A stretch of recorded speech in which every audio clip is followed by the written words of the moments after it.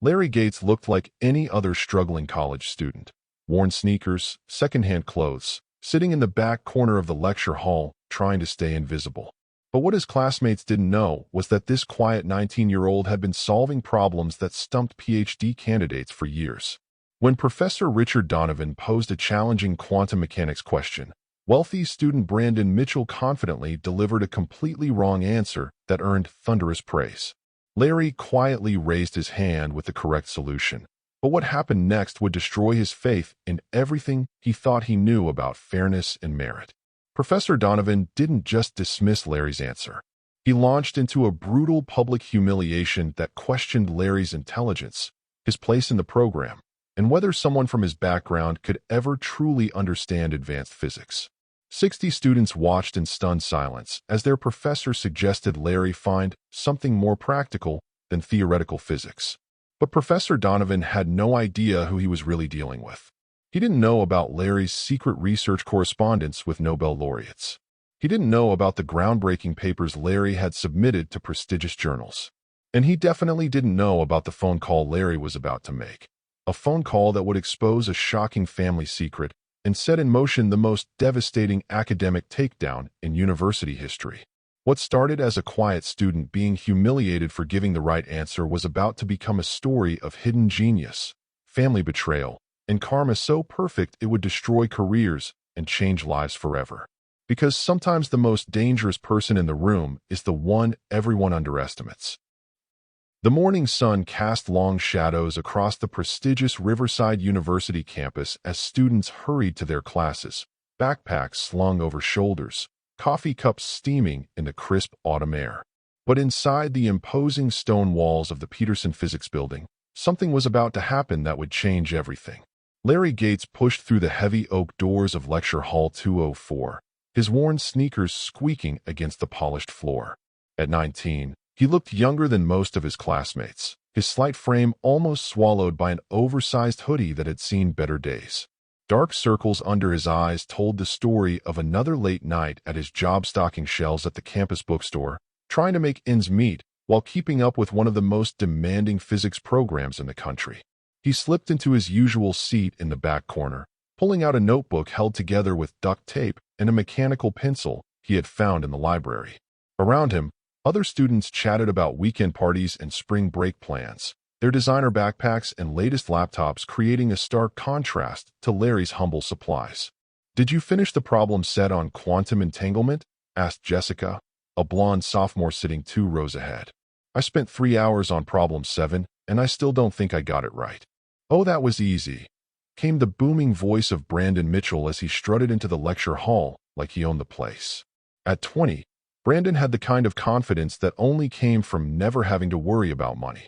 His perfectly styled hair caught the light as he tossed his leather messenger bag onto a front row seat. "My tutor walked me through the whole thing last night. These quantum problems are all about understanding the basic principles, which honestly come pretty naturally to me." Larry looked down at his own problem set, every question solved in his careful handwriting, margins filled with additional calculations and insights that went far beyond what was required. He had spent hours on it too, but not because he didn't understand. He had solved each problem 3 different ways, exploring every angle, diving deeper into the mathematics than most graduate students would dare. But Larry never spoke up, never raised his hand, never drew attention to himself. The lecture hall filled with the usual crowd of 60 students, all part of Professor Richard Donovan's advanced quantum mechanics course. This wasn't just any physics class. This was the class that separated the serious students from those just going through the motions. The class that determined who would go on to graduate school at MIT or Princeton, and who would end up teaching high school physics in small towns. Professor Donovan swept into the room at exactly 9:30 a.m., his gray hair perfectly styled, wearing a tweed jacket that probably cost more than Larry made in 3 months.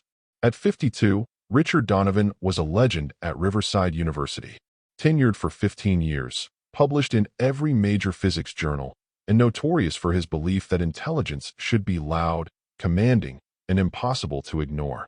"Good morning, future physicists," Donovan announced, his voice carrying easily to the back of the hall. "I trust you all struggled appropriately with this week's problem set. Struggle, as I always tell you, is the hallmark of learning. If something comes easily, you are not pushing yourself hard enough. He turned to the massive blackboard behind him and began writing an equation that made several students shift uncomfortably in their seats. The chalk squeaked against the board as he laid out a complex problem involving wave-particle duality, the kind of question that required not just memorization but deep conceptual understanding. "Now then," Donovan said, turning back to face the class with a slight smile. "Who can tell me how we would approach solving for the probability amplitude in this scenario?" Hands shot up around the room. Brandon's hand was highest, waving slightly to make sure he was noticed.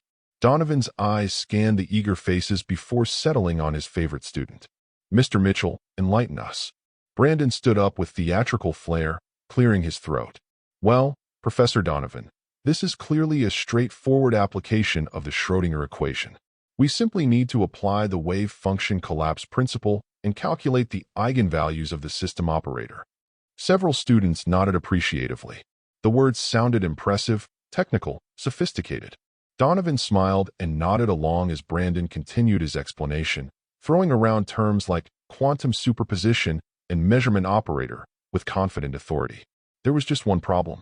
Everything Brandon was saying was completely wrong. Larry felt his stomach twist as he listened to the confident but incorrect explanation. Brandon was mixing up fundamental concepts, applying principles that didn't belong, and heading toward a solution that would give an answer off by several orders of magnitude. It was like watching someone confidently explain that 2 plus 2 equals 7 while a room full of people applauded. Larry's hand twitched. He wanted to raise it, wanted to offer the correct approach, but something held him back. The same thing that always held him back. The knowledge that drawing attention to himself meant risking exactly what happened to students like him in places like this.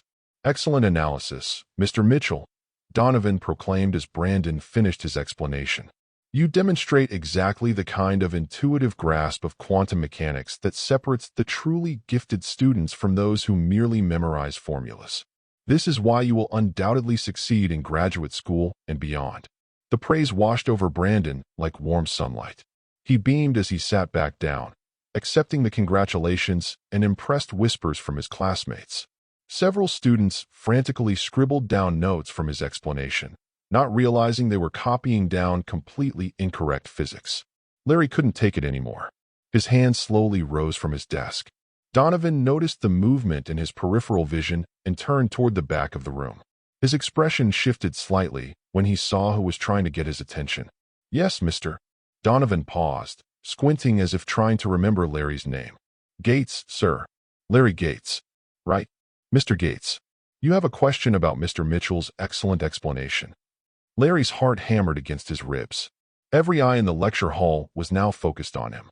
He could feel the weight of their attention, could sense some students already dismissing him based on his appearance, his seat in the back, his obvious lack of money. "Actually, sir, I think there might be an error in the approach." The words hung in the air like a challenge. The room fell completely silent. Donovan's eyebrows raised slowly, and his expression hardened. "An error, Mr. Gates? You believe you have found an error in Mr. Mitchell's analysis?" "Yes, sir. The problem isn't asking for eigenvalues of a system operator. It's asking for probability amplitudes in a two-slit experiment with quantum interference. The wave function doesn't collapse until measurement occurs, so we need to calculate the superposition of probability amplitudes for both possible paths the particle could take through the slits."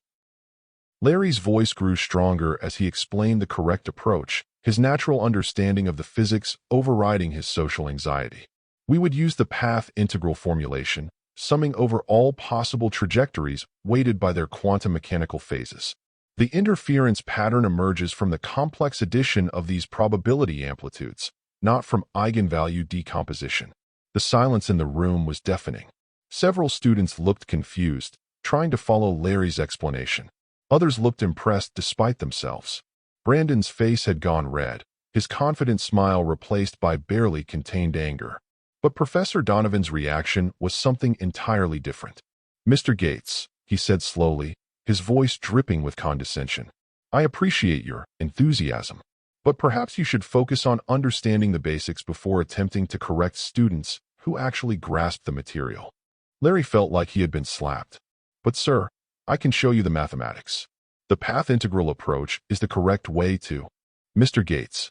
Donovan's voice cut through Larry's explanation like a blade. Are you seriously suggesting that you understand quantum mechanics better than Mr. Mitchell? A student who has consistently demonstrated exceptional aptitude in this subject. I'm not suggesting anything about anyone else, sir. I'm just saying that the physics in this particular problem requires. What it requires, Donovan interrupted again, his voice rising, is humility. What it requires is recognition that brilliance announces itself clearly and confidently, not through desperate attempts to appear clever by nitpicking the work of your betters. The words hit Larry like physical blows. Around the lecture hall, students shifted uncomfortably. Some looked embarrassed for him. Others seemed to be enjoying the spectacle. Sir, if you would just let me show the calculation. Show the calculation? Donovan laughed, but there was no humor in it.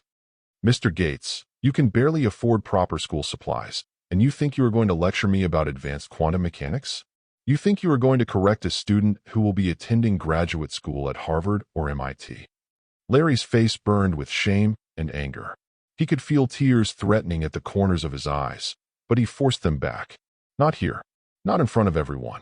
Look around this room, Mr. Gates, Donovan continued, his voice carrying easily to every corner of the hall.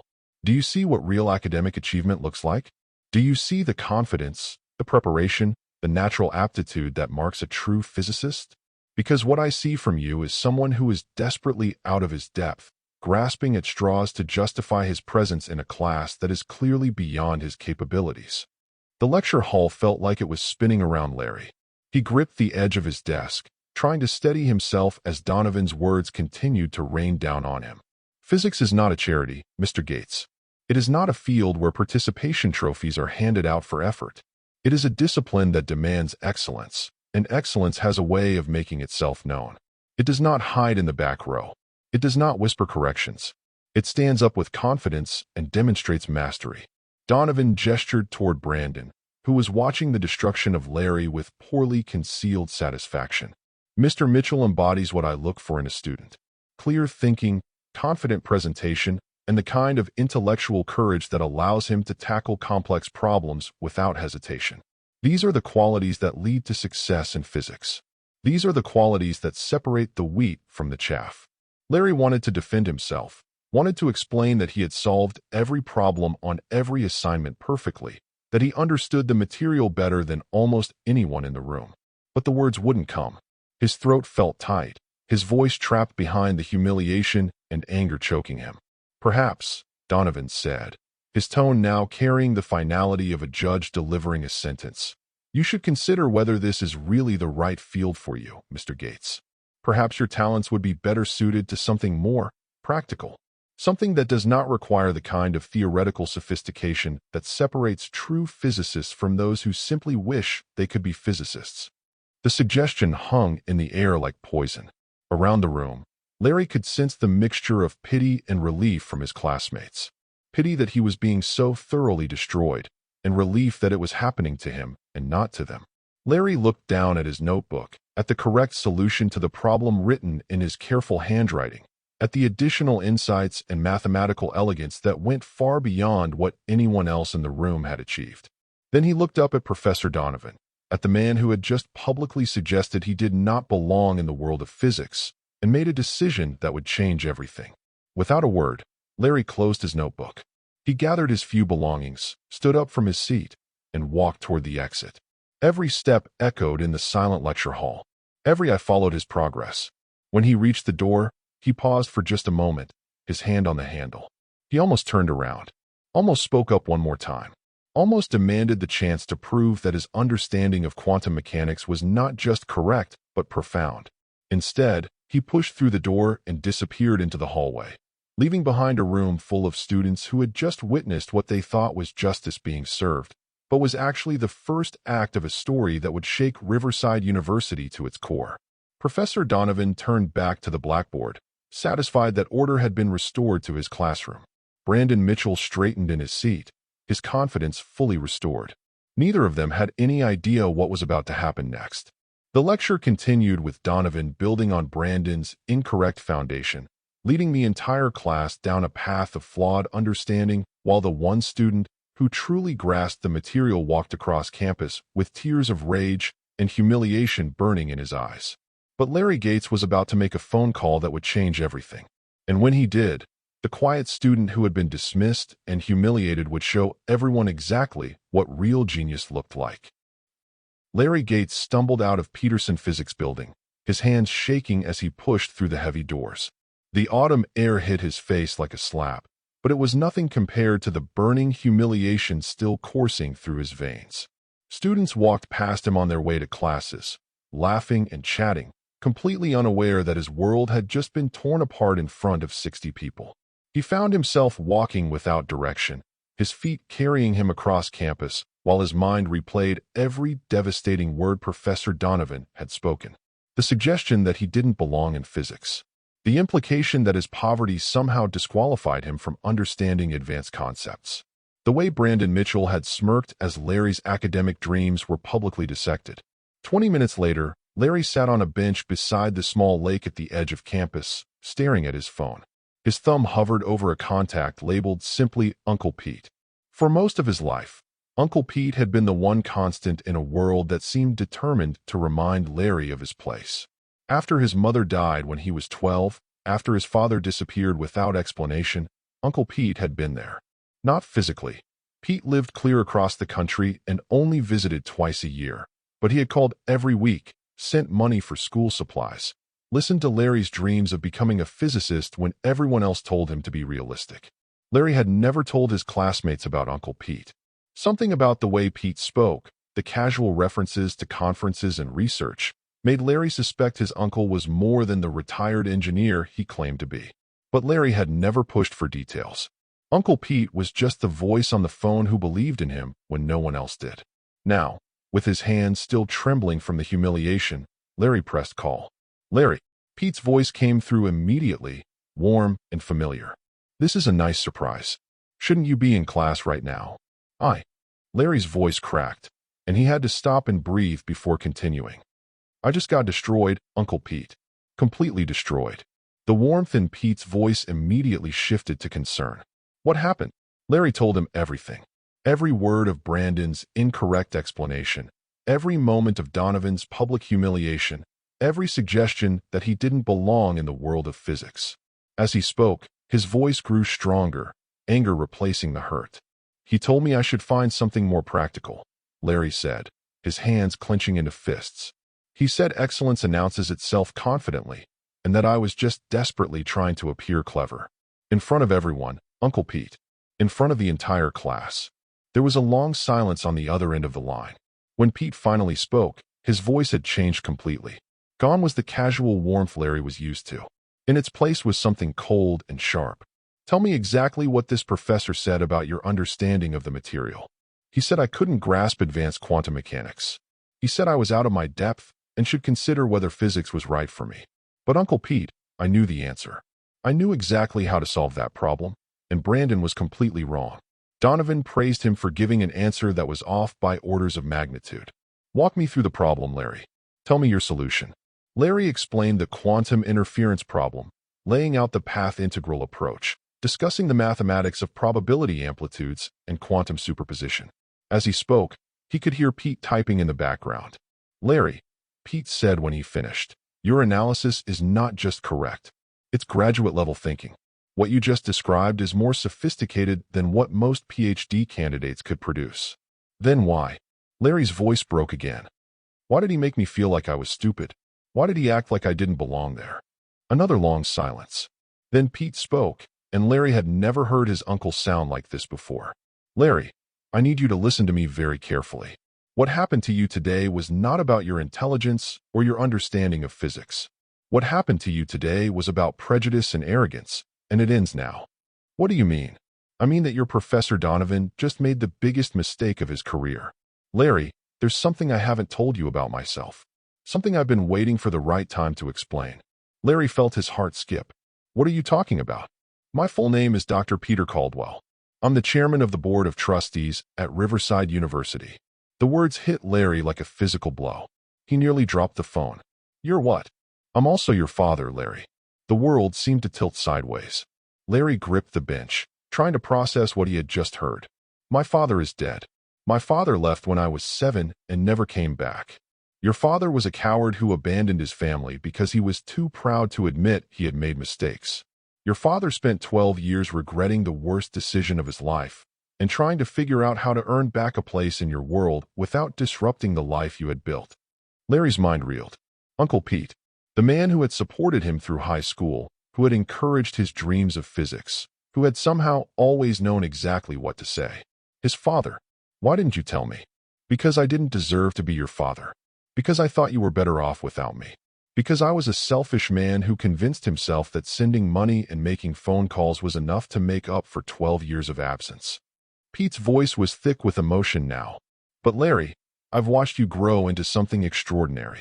I've seen your grades, read every paper you've written, followed every achievement. You are brilliant beyond measure, and what happened to you today is unacceptable.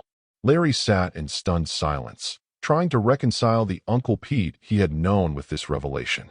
His father, alive, the chairman of the board at his own university. Are you angry with me? Pete asked softly. Larry thought about it. He should be furious. He should be screaming. But somehow, all he felt was a strange sense of pieces falling into place. I don't know what I am, Larry said honestly. But right now, I just want Professor Donovan to know that he was wrong. He will, Pete said, and there was steel in his voice now. Larry, I want you to go back to that class tomorrow. I want you to sit in that same seat and let Professor Donovan continue to show everyone exactly who he really is. Can you do that? I don't know if I can face going back there. You can. Because tomorrow, something is going to happen that will change everything. Trust me. Larry took a deep breath. What are you going to do? I'm going to make some phone calls of my own. But first, I need you to promise me something. What? Promise me that no matter what Professor Donovan says to you tomorrow, no matter how he tries to humiliate you, you will not back down. You will not let him make you question your worth or your intelligence. Because, Larry, you are about to show everyone in that room what real genius looks like. The next morning, Larry walked into Lecture Hall 204 with his heart pounding. Word had somehow spread about yesterday's incident, and he could feel eyes on him as he made his way to his usual seat. Whispers followed him across the room. That's the kid Donovan destroyed yesterday. I heard he tried to correct Brandon Mitchell. Poor guy doesn't know when to quit. Professor Donovan swept into the room right on schedule, his usual confident stride carrying him to the front of the lecture hall. His eyes found Larry in the back corner and lingered there for a moment, a slight smile playing at the corners of his mouth. Well, Donovan announced to the class, I see we have a full attendance today. How refreshing to know that yesterday's lesson in academic humility was not enough to discourage our more persistent students. Several students turned to look at Larry, some with pity, others with barely concealed amusement. Larry kept his eyes forward, remembering his father's words. Don't back down. Today, we are going to tackle something truly challenging, Donovan continued, turning to the blackboard. I have here a problem that has been puzzling theoretical physicists for months. It involves unified field theory, quantum gravity, and mathematical concepts that even graduate students struggle with. He began writing an equation that made the previous day's problem look elementary. Larry recognized it immediately. It was a variation on work being done at CERN, involving the unification of quantum mechanics and general relativity. It was the kind of problem that required not just knowledge, but genuine insight into the deepest structures of physics. Now, Donovan said, completing the equation and turning back to the class, this is what we call an impossible problem. No undergraduate student could be expected to solve this. I present it not because I expect a solution, but to give you a sense of the complexity waiting for you in graduate school and beyond. He paused, his eyes once again finding Larry in the back of the room. Of course, if anyone thinks they can solve it, they are welcome to try. After all, confidence and theoretical sophistication go hand in hand, don't they? The challenge was clear. The mockery was unmistakable. Around the room, students shifted uncomfortably, recognizing the trap being set. This was Donovan's way of delivering a final, crushing blow to the student who had dared to question Brandon Mitchell's analysis. Larry looked at the equation on the blackboard. He could see the solution as clearly as if it were written in bright red letters. The mathematical elegance of it, the way the quantum field equations married with Einstein's geometry, the path through 11-dimensional space that led to unification. He stood up. "Mr. Gates," Donovan said with theatrical surprise. "You believe you can solve this problem?" "Yes, sir." A murmur ran through the lecture hall. Brandon Mitchell turned in his seat to stare at Larry with undisguised contempt. "This should be good," he muttered loudly enough for everyone to hear. "By all means," Donovan said, gesturing toward the blackboard with exaggerated courtesy. "Please enlighten us with your solution to a problem that has stumped some of the finest minds in theoretical physics." Larry walked down the aisle toward the front of the room. Every step echoed in the silence. When he reached the blackboard, he picked up a piece of chalk and began to write. What happened next would be talked about in physics departments for years to come. Larry didn't just solve the problem. He transformed it. His solution moved through 17 dimensions of mathematical space, employed techniques from topology and group theory that most of the students had never seen, and arrived at a conclusion that was not just correct, but profoundly elegant. As he wrote, his quiet voice explained each step with crystal clarity. He showed how the apparent contradiction between quantum mechanics and general relativity disappeared when approached through the lens of supersymmetry. He demonstrated how the unified field equations reduced to Einstein's field equations in the classical limit and to the standard model in the quantum limit. The room was dead silent except for the scratch of chalk on blackboard and Larry's calm, confident explanation. Students frantically tried to follow his reasoning, their confusion evident on their faces. This wasn't undergraduate physics. This was research-level theoretical work being performed by someone they had dismissed as a struggling student. Professor Donovan stood frozen, his face growing paler with each line of mathematics Larry wrote. He had expected Larry to fail spectacularly, to provide final proof that the quiet student from the back row was indeed out of his depth. Instead, he was witnessing a display of mathematical genius that he himself could barely follow. When Larry finished, he set down the chalk and turned to face the class. "The key insight," he said quietly, "is that unification doesn't require us to modify either quantum mechanics or general relativity.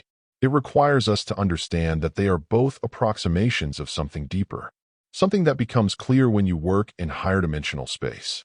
The silence stretched on for what felt like hours. Finally, a student in the third row raised her hand tentatively. How did you know that?" Larry looked at her, then at the rest of the class, then at Professor Donovan, who seemed to have lost the ability to speak. "I've been working on this problem for 2 years, Larry said simply. "I've been corresponding with researchers at CERN and Princeton. I have 3 papers under review at Physical Review Letters. I didn't mention it because—" He looked directly at Donovan. "Because I was told that excellence announces itself confidently, and I thought maybe I was wrong to be proud of my work." The implications of what he had just said began to sink in around the room. Larry Gates, the quiet student from the back row, the one they had all dismissed, had been conducting graduate-level research for years. While they had been struggling with basic quantum mechanics, he had been contributing to the cutting edge of theoretical physics. Professor Donovan finally found his voice. That's impossible. You're an undergraduate. You're 19 years old." "I'm also right," Larry said quietly. "Just like I was right yesterday about the quantum interference problem. Just like I've been right on every assignment, every exam, every problem you've given us. The difference is that today, I'm not letting you pretend otherwise." The room erupted in whispers. Students were pulling out their phones, some trying to verify Larry's claims, others simply recording what was happening. Brandon Mitchell sat in stunned silence, his usual confidence completely evaporated. "Furthermore," Larry continued, his voice growing stronger, "yesterday you suggested that I don't belong in physics because I can barely afford proper school supplies. You implied that my financial situation somehow disqualified me from understanding advanced concepts. You were wrong about the physics, Professor Donovan, but you were even more wrong about me." Donovan's face had gone from pale to red. He was trapped, and everyone in the room knew it. The equation on the blackboard was undeniably correct, and Larry's explanation had been flawless. There was no way to dismiss this as lucky guessing or desperate attempts to appear clever. "You want to know why I sit in the back row?" Larry asked. "Why I don't raise my hand? Why I don't announce my achievements confidently? Because I learned early that in places like this, students like me are judged not by our minds, but by our clothes. Not by our insights, but by our accents. Not by our understanding, but by our bank accounts. He gestured toward Brandon. Yesterday, you praised an answer that was fundamentally wrong because it came from someone who looked the part of a brilliant student. Today, I've solved a problem that PhD candidates struggle with, and I can see in your eyes that you still don't want to believe it. Professor Donovan tried to regain control of the situation. Mr. Gates, even if your solution is correct, your behavior is completely inappropriate. This kind of grandstanding. Grandstanding? Larry's voice cut through Donovan's attempt at authority. Yesterday, you spent 10 minutes publicly questioning my intelligence, my place in this program, and my future in physics.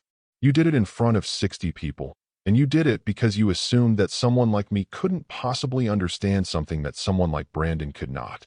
Larry walked back toward his seat, but he wasn't finished. You want to talk about appropriate behavior, Professor Donovan? Then let's talk about a teacher who praises incorrect answers because they come from wealthy students. Let's talk about a professor who dismisses correct solutions because they come from poor ones. Let's talk about an educator who has spent his career confusing confidence with competence. The room was electric with tension. Every student was on the edge of their seat, witnessing something unprecedented. Larry Gates, the quiet student they had all overlooked, was systematically dismantling one of the most powerful professors at Riverside University. But Larry wasn't done. Not even close. You said yesterday that excellence has a way of making itself known. You're right about that, Professor Donovan. Excellence does make itself known. The question is whether you're capable of recognizing it when it doesn't come packaged the way you expect. He reached his seat and turned around one final time. I'll be here tomorrow, Professor Donovan, and the day after that, and every day until the end of the semester. Because unlike you, I actually belong in this classroom. Larry sat down to complete silence. Around him, 60 students struggled to process what they had just witnessed. The quiet kid from the back row had just solved an impossible problem and delivered the most devastating intellectual takedown any of them had ever seen. Professor Donovan stood at the front of the room, his authority shattered, his assumptions destroyed, his carefully constructed worldview crumbling around him. Neither of them knew it yet, but Larry Gates had just set in motion a chain of events that would shake Riverside University to its very foundations. The phone call to Uncle Pete had changed everything. But the real changes were just beginning. The silence in Lecture Hall 204 stretched on for what felt like an eternity after Larry's devastating demonstration. Professor Donovan stood frozen at the front of the room, staring at the blackboard covered with equations that represented some of the most advanced theoretical physics he had ever seen. His mind struggled to process what had just happened. This was supposed to be his moment of triumph, his final, crushing blow to the arrogant student who had dared to challenge Brandon Mitchell's analysis. Instead, he had just witnessed a display of mathematical genius that made his own PhD thesis look like elementary homework. Around the room, students sat in stunned silence. Some were frantically trying to photograph the equations on the blackboard. Others were staring at Larry with new understanding dawning in their eyes. Brandon Mitchell sat slumped in his front row seat, his usual smirk replaced by an expression of complete defeat. Professor Donovan cleared his throat, trying to regain some semblance of authority. Class dismissed, he said weakly. Nobody moved. I said class is dismissed, Donovan repeated, his voice cracking slightly. Students began to gather their belongings, but instead of filing out in their usual orderly fashion, they clustered around Larry's seat. Questions came at him from all directions. How long have you been working on unified field theory? Are you really corresponding with researchers at CERN? Why didn't you ever speak up before? Larry answered their questions patiently, his earlier confidence now replaced by his usual quiet demeanor. But something fundamental had changed. The way his classmates looked at him was different. The way they listened to his words was different.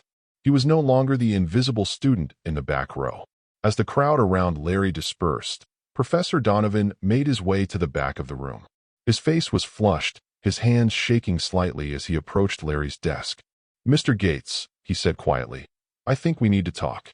Larry looked up at him calmly. What about, Professor Donovan? About what just happened? About your work? About. Donovan struggled to find the words. About my response to your contributions in class. You mean about yesterday when you publicly humiliated me for giving the correct answer to your question? Donovan winced. Perhaps I was hasty in my assessment. Hasty. Larry's voice remained steady, but there was steel beneath the calm surface. Professor Donovan, you told me I didn't belong in physics. You suggested I find something more practical. You did it in front of 60 people because you assumed that someone who looks like me and sounds like me couldn't possibly understand advanced quantum mechanics. I may have been mistaken about your capabilities. Larry stood up, gathering his worn notebook and pencil. You weren't mistaken about my capabilities, Professor Donovan. You were wrong about what capability looks like. As Larry walked toward the door, Donovan called after him. Mr. Gates, surely we can put this behind us. You've made your point. Perhaps we can discuss extra credit opportunities, or... Larry turned around slowly. Professor Donovan, do you think I need extra credit? The question hung in the air like a challenge. Both men knew the answer. Larry had never missed a single point on any assignment. His understanding of the material was clearly beyond anything Donovan had expected from an undergraduate. What I need, Larry said quietly, is for you to explain to the class tomorrow that Brandon's answer yesterday was wrong, and that my correction was right. What I need is for you to acknowledge that you let your prejudices about poor students cloud your judgment about correct physics. Donovan's face flushed red. Now see here, Mr. Gates. I admit I may have underestimated your abilities, but I will not be lectured about prejudice by an undergraduate student. Then we have nothing more to discuss. Larry left Professor Donovan standing alone in the empty lecture hall, staring at equations that proved everything he thought he knew about his students was wrong. 3 hours later, Larry was back in his tiny dorm room when his phone rang. Uncle Pete's number appeared on the screen. Larry, how did it go today? Larry told him everything. The impossible problem, the solution, the confrontation with Donovan, the conversation afterward. As he spoke, he could hear his father typing furiously in the background. I'm proud of you, Pete said when Larry finished. You did exactly what needed to be done. But nothing's really changed, has it?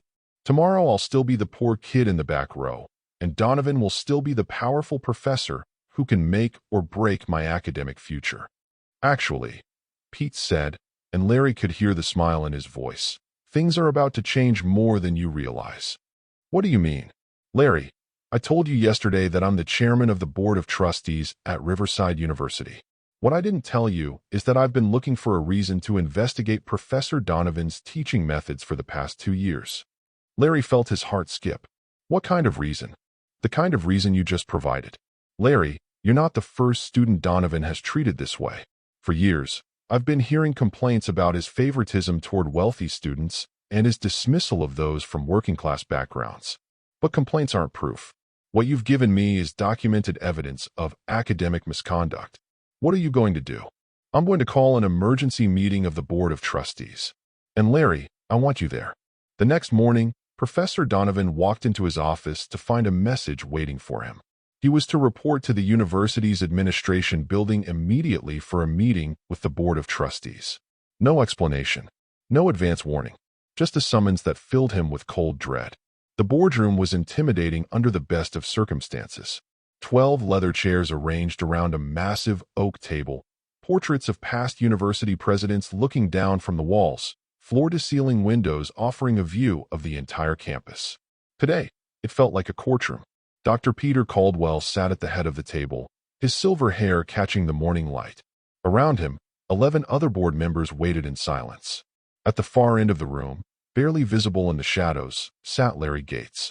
Professor Donovan, Dr. Caldwell said as Donovan entered the room. Thank you for joining us. Please have a seat. Donovan sat down carefully, his eyes darting between the board members and Larry. May I ask what this is about? It's about your teaching methods, Professor Donovan. Specifically, it's about your treatment of students based on their socioeconomic background rather than their academic merit. Donovan felt his stomach drop. I'm not sure what you mean.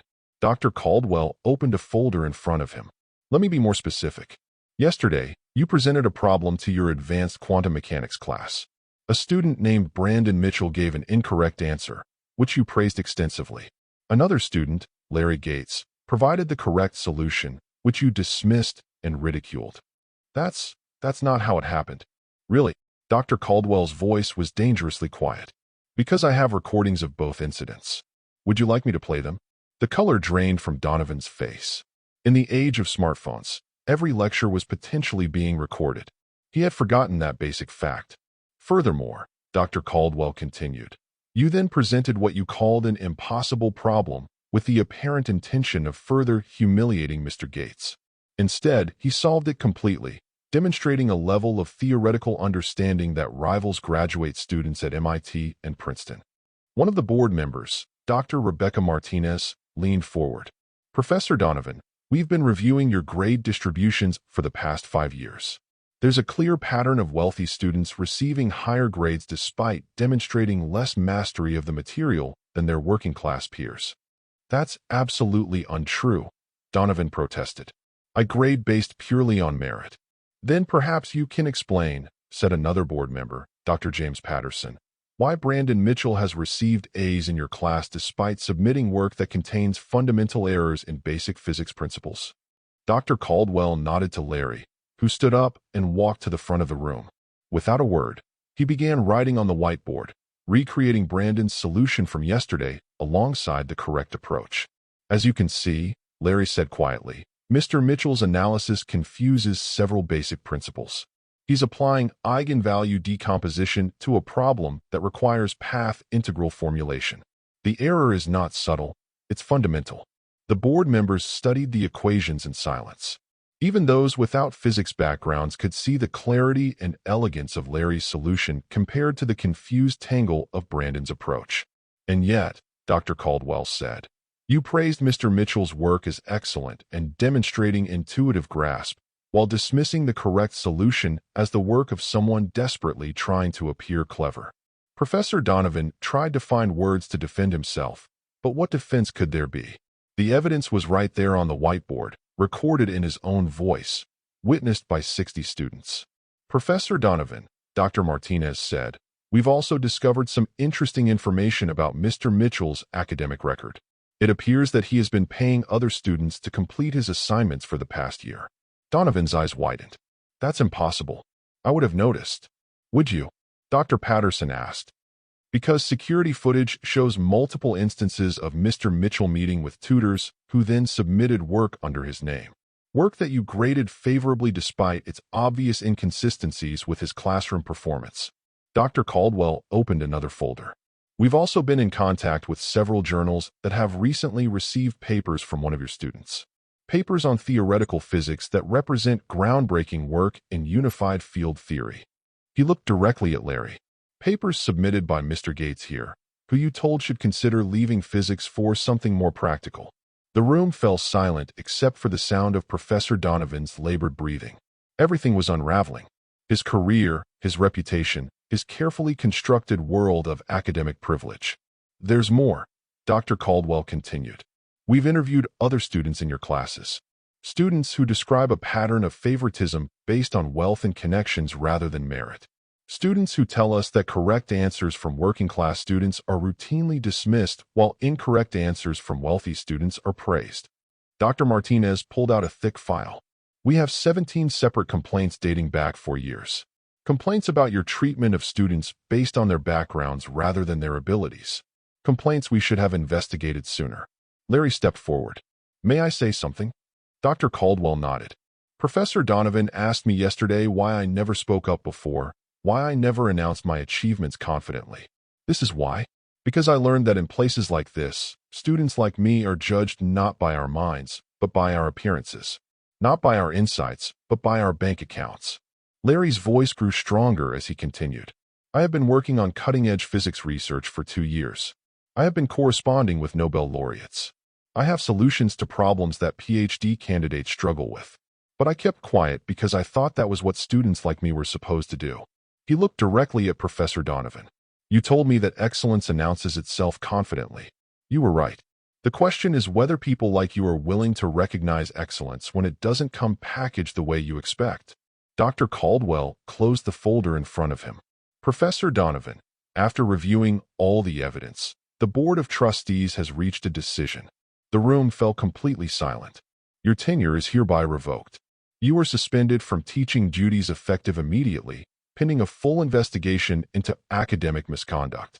Furthermore, all of your current students will be re-evaluated by an independent committee to ensure their grades reflect their actual understanding of the material. Professor Donovan sat in stunned silence as his world collapsed around him. You can't do this. I have rights. I have a career. You had a responsibility, Dr. Caldwell replied coldly. A responsibility to educate students based on their merit, not their social status. A responsibility you failed completely. He turned to Larry. Mr. Gates, on behalf of Riverside University, I want to apologize for the treatment you received. Furthermore, I want to offer you something. Larry looked up expectantly. MIT has been in contact with us. They would like to offer you a full scholarship and a research position in their theoretical physics department. You would work directly with Professor Elizabeth Thompson, one of the leading researchers in unified field theory. Larry's mouth fell open. MIT, the dream school that had seemed impossibly out of reach just days ago. Additionally, Dr. Patterson added, Princeton has made a similar offer, as has Stanford, Caltech, and Harvard. It seems that word of your work has spread quickly through the physics community. Dr. Martinez smiled. Larry, you have your choice of the finest physics programs in the world. All of them are eager to support your research. Larry looked around the room at the faces of the board members, then at Professor Donovan, who sat slumped in his chair like a broken man. There's something I want you all to know, Larry said quietly. 2 days ago, I was ready to quit physics. I was ready to believe that I didn't belong in this world. Professor Donovan almost convinced me that excellence was about confidence and privilege rather than understanding and insight. He paused, gathering his thoughts. But he was wrong. Excellence is about pushing the boundaries of human knowledge. Excellence is about finding truth regardless of where that truth comes from. Excellence is about recognizing brilliance whether it comes from a mansion or a trailer park. Larry looked directly at Professor Donovan one final time. You taught me something important, Professor Donovan. You taught me that the biggest barrier to scientific progress isn't ignorance. It's arrogance. The arrogance that assumes you can judge a person's mind by their appearance. The arrogance that confuses wealth with wisdom. He turned to Dr. Caldwell. I accept MIT's offer, and I want to thank you for giving me the chance to prove that quiet students from the back row can change the world just as much as confident ones from the front. 3 months later, Larry Gates walked across the stage at MIT to receive an award for his groundbreaking research in theoretical physics. In the audience, Dr. Peter Caldwell watched with tears in his eyes as his son accepted recognition that had been earned through brilliance, perseverance, and an unwillingness to let prejudice define his potential. Professor Richard Donovan watched the ceremony from his small apartment, where he now worked as a substitute teacher at a local community college. His career in advanced physics was over, destroyed by his own inability to recognize genius when it didn't match his expectations. Brandon Mitchell had been expelled from Riverside University after the investigation revealed the extent of his academic fraud. His dreams of graduate school at Harvard or MIT had evaporated along with his fabricated transcripts. But Larry Gates stood at the podium, looking out at an audience of the world's most brilliant physicists, and spoke about the importance of judging ideas by their merit rather than their source. About the need to listen to quiet voices that might hold the keys to humanity's greatest challenges. The quiet student from the back row had not just proven his worth. He had changed the conversation about what brilliance looks like and where it can be found. And it all started with a phone call to Uncle Pete.